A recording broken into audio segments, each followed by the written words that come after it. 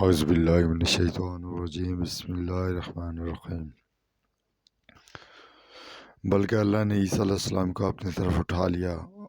اور اللہ غالب حکمت والا ہے، اور کوئی اہل کتاب سے نہ رہے گا مگر اس عیسیٰ علیہ السلام پر اپنی موت سے پہلے ضرور ایمان لائے گا، اور قیامت کے دن وہ عیسیٰ علیہ السلام ان پر گواہ ہوں گے۔ سو ہم نے ان پر بہت سی پاک چیزیں جو ان کے لیے حلال تھیں حرام کر دیں، یہودیوں کے ظلم کی وجہ سے اور ان کے اللہ کے راستے سے بہت روکنے کی وجہ سے اور ان کے سود لینے کی وجہ سے، حالانکہ وہ اس سے روک دیے گئے تھے اور اس وجہ سے وہ کھاتے تھے لوگوں کے مال ناحق، اور ہم نے ان میں سے کافروں کے لیے دردناک عذاب تیار کر رکھا ہے۔ لیکن ان میں سے جو علم میں پختہ ہیں اور جو مومن ہیں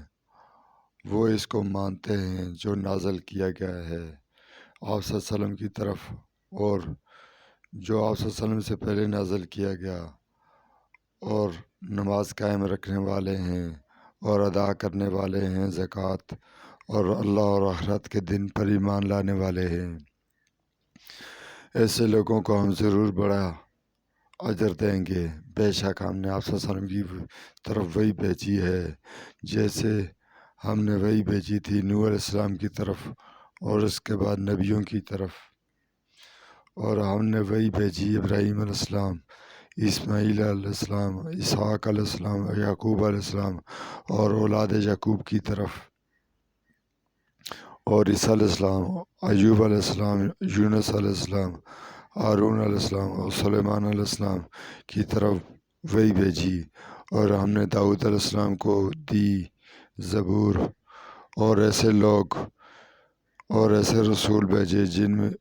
جن کے احوال ہم نے اس سے قبل آپ صلی اللہ علیہ وسلم سے بیان کیے، اور ایسے رسول بیج بھیجے جن کے احوال ہم نے آپ صلی اللہ علیہ وسلم سے بیان نہیں کیے، اور اللہ نے موسیٰ علیہ السلام سے خوب کلام کیا۔ ہم نے بھیجا رسول خوشخبری سنانے والے اور ڈرانے والے، تاکہ رسولوں کے بعد لوگوں کو اللہ پر کوئی حجت نہ رہے، اور اللہ غالب حکمت والا ہے۔